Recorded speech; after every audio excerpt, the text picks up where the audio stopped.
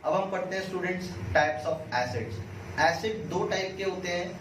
ऐसे एसिड्स जो वाटर में डिसॉल्व होने पर ज्यादा अमाउंट में हाइड्रोजन आयन प्रोड्यूस करते हैं, उन्हें हम बोलते हैं strong acids. For example hydrochloric acid, nitric acid, sulphuric acids.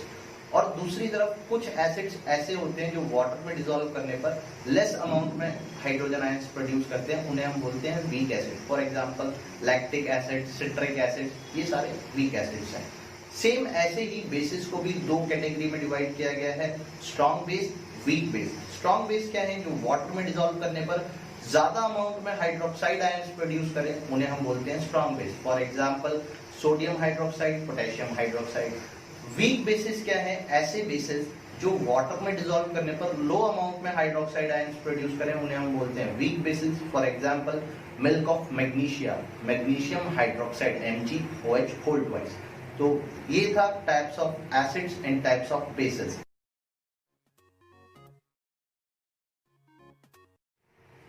अब पढ़ते हैं स्टूडेंट्स डाइल्यूशन। डाइल्यूशन का मतलब क्या है?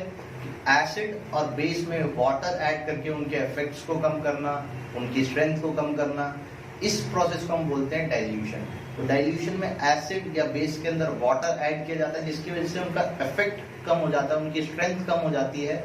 ये हो गया हमारा डाइल्यूशन। और डाइल्यूशन में एक चीज याद रखना स्टूडेंट्स कि कभी भी एसिड या बेस के अंदर डायरेक्टली पानी वाटर ऐड नहीं किया जाता है। वाटर के अंदर एसिड या बेस ऐड किया जाता है, वो भी ड्रॉप बाय ड्रॉप। क्योंकि अगर हम एसिड या बेस के अंदर वाटर ऐड करेंगे और अगर वो एसिड या बेस स्ट्रॉन्ग है तो एक एक्सोथर्मिक रिएक्शन हो सकती है, इसमें हीट प्रोड्यूस हो सकती है और एसिड जो है वो इधर उधर बिखर सकता है, हमारी बॉडी पे गिर सकता है, हमारे कपड़ों पे गिर सकता है और हमें बर्न कर सकता है।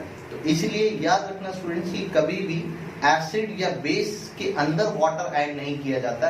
एसिड या बेस को वाटर के अंदर ऐड किया जाता है, वो भी drop by drop. Water soluble basis जो होते हैं उन्हें हम बोलते हैं एल्कली। फॉर एग्जांपल कुछ बेसिस है हमारे पास। अब सभी बेसिस फॉर एग्जांपल ABCD, ये चार बेसिस हमारे पास हैं। अब जिसमें से A एंड D, ये दो बेसिस ऐसे हैं जो वाटर में डिसॉल्व हो सकते हैं, लेकिन B और C वाटर में डिसॉल्व नहीं हो सकते।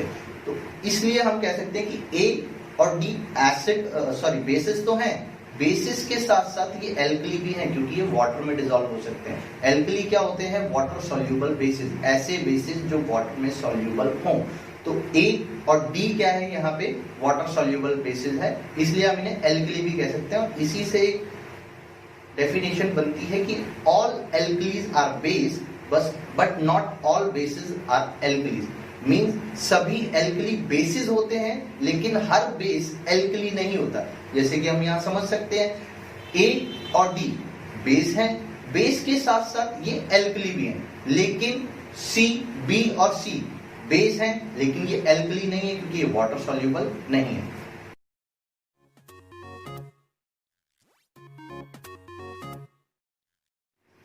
अब पढ़ते हैं स्टूडेंट्स इंडिकेटर्स। इंडिकेटर्स क्या होते हैं? ये कुछ सब्सटेंसेस होते हैं जो हमें ये बताते हैं कि कोई सॉल्यूशन एसिडिक है या बेसिक। तो इंडिकेटर्स का क्या काम है? फॉर एग्जांपल जैसे बाइक में इंडिकेटर्स होते हैं, गाड़ियों में इंडिकेटर्स होते हैं, उनसे हमें ये पता लगता है कि गाड़ी जो है वो राइट मुड़ेगी या लेफ्ट मुड़ेगी। तो इंडिकेटर्स का काम एक तरीके से कुछ बताने का होता है। तो केमिस्ट्री में इंडिकेटर्स क्या बताते हैं कि कोई सॉल्यूशन एसिडिक नेचर का है या बेसिक नेचर का। कैसे? अपना कलर चेंज करके, और अगर वो ऑल्फैक्टरी इंडिकेटर है तो अपनी स्मेल चेंज करके बताएंगे। तो पढ़ते हैं इंडिकेटर्स। इंडिकेटर्स में सबसे पहला है लिटमस। लिटमस दो कलर्स में अवेलेबल है, रेड एंड ब्लू। एसिड के अंदर जब हम रेड लिटमस डालते हैं तो इसमें कोई चेंज नहीं आता, रेड लिटमस रेड ही रहता है एसिड के अंदर। एसिड जो है वो ब्लू लिटमस को रेड में कन्वर्ट करता है। तो याद रखना स्टूडेंट्स की एसिड के अंदर रेड लिटमस रेड कलर का ही रहता है, कोई चेंज नहीं आता, और ब्लू लिटमस जो है वो रेड में कन्वर्ट हो जाता है। इसके लिए एक शॉर्ट ट्रिक तुम याद कर सकते हो, ABR, acid turns blue litmus to red, ABR। अब बेस के अंदर अगर हम ब्लू लिटमस डालते हैं तो ब्लू का ब्लू ही रहता है, कोई चेंज नहीं आता है। लेकिन बेस के अंदर जब हम रेड लिटमस डालते हैं तो वो ब्लू में कन्वर्ट हो जाता है। तो बेस जो है वो ब्लू लिटमस को रेड में कन्वर्ट करता है। इसके लिए शॉर्ट ट्रिक याद कर सकते हो, BRB, bases turns red litmus to blue. अब दूसरा इंडिकेटर पढ़ते हैं फिनोल्फ्थालीन। फिनोल्फ्थालीन कलरलेस होता है, एसिड के अंदर ऐड करने पर ये कलरलेस ही रहता है, लेकिन जब हम इसे बेस के अंदर ऐड करते हैं तो ये पिंक कलर का हो जाता है। तो फिनोल्फ्थालीन कलरलेस था, एसिड के अंदर किस कलर का हो, कलरलेस ही रहेगा, और बेस के अंदर कैसा हो गया, पिंक कलर का हो गया। अब पढ़ते हैं मिथाइल ऑरेंज। मिथाइल ऑरेंज तीसरा इंडिकेटर है, ये ऑरेंज कलर का होता है और एसिड के अंदर ये रेड कलर देता है और बेस के अंदर ये येलो कलर देता है। तो दोबारा देखिए कि मिथाइल ऑरेंज जो है ये ऑरेंज कलर का है, एसिड के अंदर रेड कलर देगा और बेस के अंदर येलो कलर देगा। तो ये हमारे थे इंडिकेटर्स। अब होते हैं हमारे ऑल्फैक्टरी इंडिकेटर्स। ऑल्फैक्टरी इंडिकेटर्स क्या होते हैं, कुछ ऐसे इंडिकेटर्स जो होते हैं जो अपनी स्मेल में चेंज लाकर ये बताते हैं कि कोई चीज एसिडिक है या बेसिक। और ऑल्फैक्टरी इंडिकेटर्स के एग्जांपल हैं क्लोव, लौंग, वनीला एंड अनियन, प्याज। तो ये कुछ ऑल्फैक्टरी इंडिकेटर्स के एग्जांपल है। ये क्या करते हैं, अपनी स्मेल में चेंज लाते हैं और ये बताते हैं कि कोई चीज एसिडिक है या बेसिक है। स्मेल चेंज होने की वजह से हमें पता लगता है। अब पढ़ते हैं पीएच।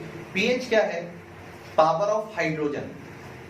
अभी हमने स्टार्टिंग में पढ़ा कि एसिड जो है वो H+ आयन देता है और बेस जो है वो हाइड्रोक्साइड आयन देता है। लेकिन एक्चुअली क्या होता है स्टूडेंट्स कि एसिड के अंदर भी हाइड्रोक्साइड आयन होते हैं और बेस के अंदर हाइड्रोजन आयंस भी होते हैं। लेकिन एसिड में हाइड्रोजन आयंस बहुत ज्यादा होते हैं, हाइड्रोक्साइड आयंस बहुत कम होते हैं, और बेस के अंदर हाइड्रोक्साइड आयंस बहुत ज्यादा होते हैं और हाइड्रोजन आयंस बहुत कम होते हैं। तो एसिड हो या बेस, हाइड्रोजन आयंस दोनों के अंदर ही होते हैं। और पीएच क्या है, पीएच एक स्केल है 0 to 14 रीडिंग का। 0, 1, 2, 3, 4, 5, 6, 7, 7 होता है मिडल में, और 7 के बाद 8, 9, 10, 11, 12, 13, 14। तो पीएच एक स्केल है जो ये बताता है कि कोई चीज एसिडिक है, बेसिक है। एसिड है तो वीक है या स्ट्रांग है, बेस है तो वीक है या स्ट्रांग है। तो पढ़ते हैं इसमें कि पीएच में हमें कैसे पता लगता है। सपोज हमारे पास 3 सॉल्यूशन हैं A, B, C। इससे पहले देख लेते हैं कि पीएच डिटेल में थोड़ा और पढ़ लेते हैं। पीएच जो है मैंने बताया 0 से 14 तक इसमें रीडिंग है।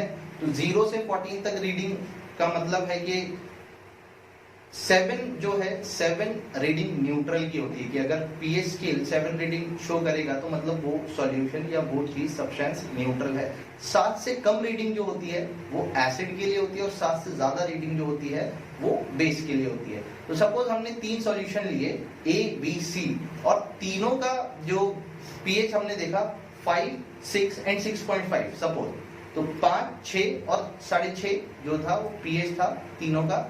अब हमें पता है कि तीनों एसिड हैं, 7 से कम पीएच है तो मतलब तीनों एसिड है। लेकिन ये कैसे पता लगेगा कि कौन सा स्ट्रांग है और कौन सा वीक है। तीनों एसिड है, इसमें स्ट्रांग एसिड कौन सा होगा, जिसका पीएच सबसे कम होगा, मींस 5।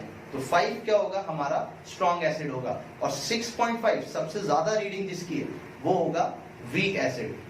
5 हमारा हो गया स्ट्रांग एसिड और 6.5 हमारा हो गया वीक एसिड। क्यों? क्योंकि जितना पीएच कम होता जाता है उतना ही एक एसिड स्ट्रांग होता जाता है। जितना पीएच कम होता रहेगा उतना एक एसिड स्ट्रांग होता रहेगा। अब देखते हैं हमारे पास 3 सॉल्यूशन है A, B, C। एक का पीएच है 9, एक का है 10, एक का है 11। अब तीनों का 7 से ज्यादा है, तीनों क्या है, बेस है, पता लग रहा है। लेकिन अब स्ट्रांग बेस कौन सा और वीक बेस कौन सा है। स्ट्रांग बेस है जिसकी रीडिंग सबसे ज्यादा होगी, फॉर एग्जाम्पल 11। तो 9, 10, 11। 9 क्या हो गया, हमारा वीक बेस हो गया, और 11 जो है हमारा स्ट्रांग बेस हो गया। जितनी ज्यादा पीएच बढ़ेगा उतना ही एक बेस जो है वो स्ट्रांग होता जाएगा। तो दोबारा देखते हैं, 7 पे न्यूट्रल, 7 से कम एसिडिक, 7 से ज्यादा बेसिक। और जितना डाउन जाते रहेंगे, 0 के पास जितना बढ़ते रहेंगे उतना एक एसिड स्ट्रांग होता रहेगा, और 14 के पास जितना बढ़ते रहेंगे उतना ही एक बेस स्ट्रांग होता रहेगा।